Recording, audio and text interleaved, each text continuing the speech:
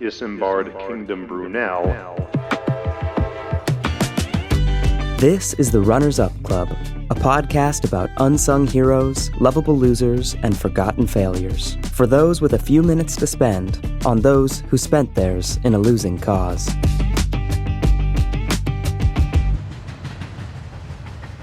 Hello, listeners. Ray Gustinelli here with another episode of the Runners Up Club. Hey, are you on a train right now?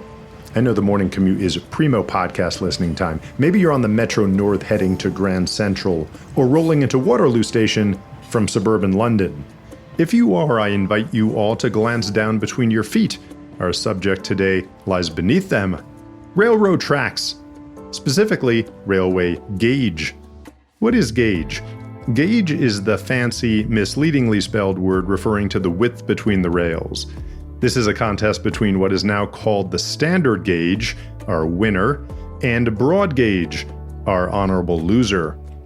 At bottom, this is a technological standards battle, which may seem a bit esoteric, but it's really not. These are the battles that end up touching our everyday lives as citizens and consumers, and usually determine winners and losers in a broader economic sense. Companies rise and fall on the basis of the outcomes. We're talking Betamax versus VHS in videotape, AC versus DC power, RCA versus CBS in color TV, Unix versus Windows operating systems, and many more. We may get to some of those stories in time, but today's account predated them all and distills the very essence of what's at stake in these battles. Namely, whether a young woman should be forced to change cars on the trip from London to Exeter, carrying her bags from platform to platform, possibly multiple times, even if it gets her to her destination a little bit faster. We'll get there in a bit, I promise. The point here is that train carriages are designed to work on a specific gauge, so where tracks of differing gauges come together, cargo and passengers have to be transferred from one line to the other. The engineers at the earliest railroad companies all realized the importance of a standard gauge in the interests of what today would be called interoperability. Back then it was called, "There is no effing way I'm going to reload all that coal, Governor, just so you know." But there was considerable debate about what gauge was optimal. This debate played out in various scientific and political settings, but it was really waged across the fields of England, where an assortment of railway companies raced to link the commercial hubs of the Industrial Revolution.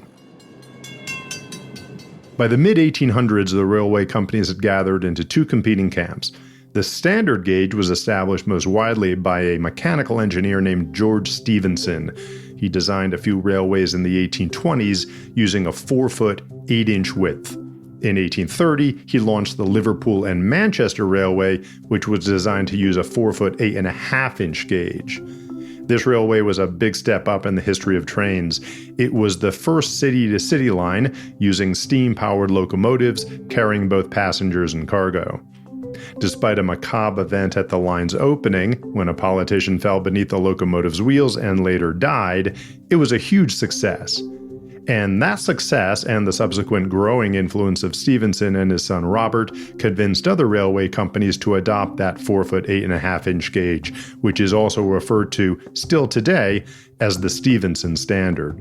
It's not clear exactly why Stephenson settled on that 4-foot, 8.5 number. He was familiar with it, give or take a half-inch, from the mined tramways of County Durham, where he spent much of his early career. And if you're wondering, like I did, how the mined tramways got that way, beware, the causal chain gets extremely fuzzy. Many scholars find the average width of a horse's ass to be a key factor, believe it or not, since it in turn determined the optimal wheel width for the carts they drew.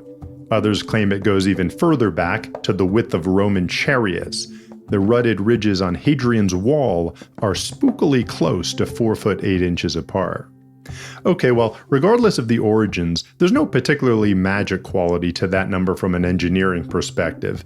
The way, say, the number pi, 3.14 yada yada yada, is critical to understanding everything about circles and spheres. But 4-foot 8.5 was a sensible number to use for the width. As long as everyone agreed on it, it worked. But everyone did not agree on it. Around the same time George Stephenson was building the Liverpool and Manchester railways using the standard gauge, another engineer named Isambard Kingdom Brunel was designing the Great Western Railway. It would run between London and Bristol, and by his insistence, it would run on broad gauge track, over 7 feet in width. Well, who is this guy Isambard Kingdom Brunel, and who was he to unilaterally determine that his railway would not play nice with Stephenson or with anyone else? If you're a Brit, I'm guessing you've heard of him. He ranks second behind only Winston Churchill in a 2002 BBC poll of the 100 greatest Britons. Princess Diana was third, by the way. Darwin was fourth. If you're a Yank, you probably have not heard of him, and also probably did not know that there was such a name as Isambard. There is. It comes from the German for bright iron, which is the most absolutely perfect name for an engineering genius, which Brunel was.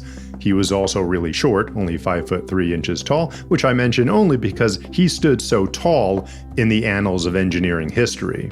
Consult the internet best of list today, and Brunel usually ranks in the very top tier of civil engineers, which is the branch that deals with bridges, roads, railways, and other things made of bright iron and concrete that help move stuff, including humans, from one place to another. Besides the Great Western Railway, Brunel is known for his work on the Thames Tunnel, the Clifton Suspension Bridge, and a host of other spectacular engineering achievements. For those so inclined, go check out the history or even just the pictures of those early big infrastructural marvels. They are the progenitors of what is still the bedrock of the modern industrial, physical world. Nice reminders that the virtual worlds of cyberspace are not all they're cracked up to be. But let's get back to that railway, the Great Western. Construction began in 1835, it was opened in stages, and the primary link from London to Bristol was completed in 1841. Brunel was only 27 when he was selected amongst many applicants to lead the project. He'd worked as an assistant under his father, who was also a famous engineer, but this was his first time in charge. There may have been something of the hubris of youth about his decision to go with broad gauge. It was a risky decision, and he knew it. By this point, most of the railways in Britain were using the standard gauge. Brunel felt the wider gauge would allow for more stable passenger rides at higher speeds with the ability to haul larger loads of freight. He was not necessarily wrong in any of that. The Great Western was a smashing success when it opened in 1838, no less than the railway itself. The series of tunnels, bridges, and viaducts over which the rail passed stood as monumental engineering achievements. Thus were the terms set, companies in the years after aligning behind the narrower Stephenson standard or the Brunel-backed broad gauge. The stakes were high. Railways were authorized by acts of parliament, including the gauge to be used, and how the politicos decided in specific cases determined how territory was apportioned, which companies would thrive, and how the respective incompatible networks would grow.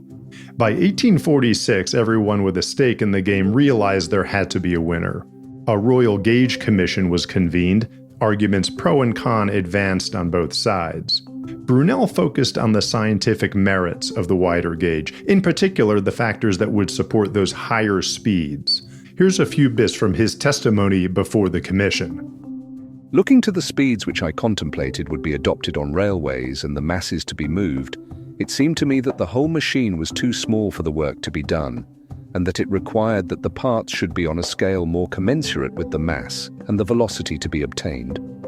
The resistance from friction is diminished as the proportion of the diameter of the wheel to that of the axle tree is increased. That's all well and good. Who are you or I to argue about axle trees?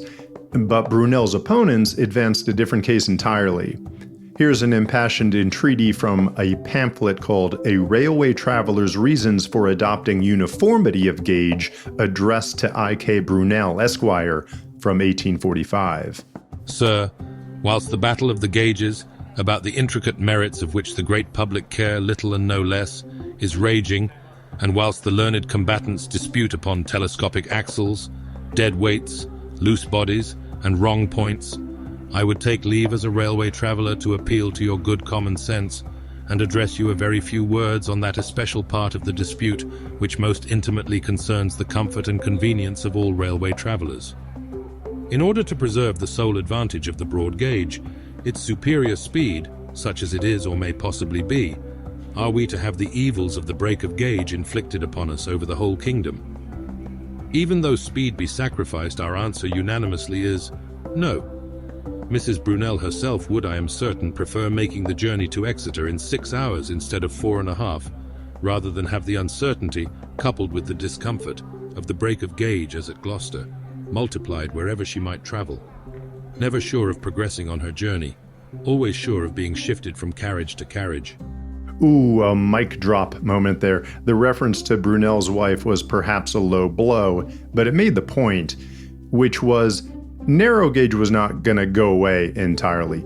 Preservation of broad gauge in any form implied a break of gauge, which meant hopping on and off cars, sometimes multiple times, and that's too much to ask your dear wife, her name was Mary, or any other railroad passenger to pay, even if it means the overall trip might be faster. In other words, Isambard, you can take your axle trees and stick them up your caboose. The Commission decided in favor of the 4-foot 8.5-inch standard, with an exception for Ireland, and they were clear it was based on its far greater adoption. An 8x multiple of standard to broad was then in use. This effectively ended new development on broad gauge, and over the ensuing decades, most extent broad gauge track was converted to mixed gauge using a third rail or to the Stephenson standard. Most rail lines in the world now use standard gauge. Worldwide, the stats are something like standard gauge 60 to 65%, narrow gauge 30 to 35%, and broad gauge, our third place runner-up, at 5 to 10%. Tend to find that a lot in Russia and India. In the US, most early railway development was built to the British standards, hence the Stephenson standard, under the assumption that British locomotives would be used, which was a faulty assumption, but just as well. We rocked a lot of British boats in the 18th century, why rock that one in the 19th? George Stephenson had an impressive body of work to his name beyond the projects we've mentioned. Like Brunel, he's considered amongst the greatest engineers of all time, and some call him the father of railways. We've already mentioned Brunel's standing in history, esteemed as a true maker of the modern world. But in regards to rail gauge, he backed the wrong iron horse. Here's a few afterthoughts.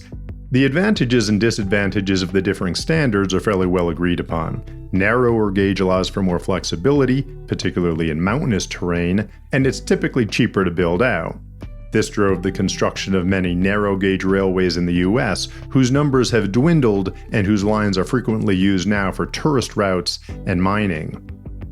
On the scientific merits, there was much to Brunel's argument in favor of the wider gauge. It allows for wider carriages and thus wider payloads. The Royal Commission's decision came down to what would have the least disruptive impact at the time. One cannot anticipate any serious drawbacks to that decision in the foreseeable future. However, if the butt size of the average American grows as much over the next century as it has in the last, our commuter descendants may wish those Metro North line seats could be a foot or two wider. That's all for this time. Thanks for listening. If your interest has been piqued, there's much more to explore about Brunel, Stephenson, and the railways. I encourage you to chase those stories down, follow the tracks where they may lead. The paths are endlessly branching, and the best destinations, as always, in the journey itself. This podcast is created, written, and performed by Ray Augustinelli, and produced by, with original music by, Bad Hat Media. Find more at runnersupclub.com. Until next time, keep running.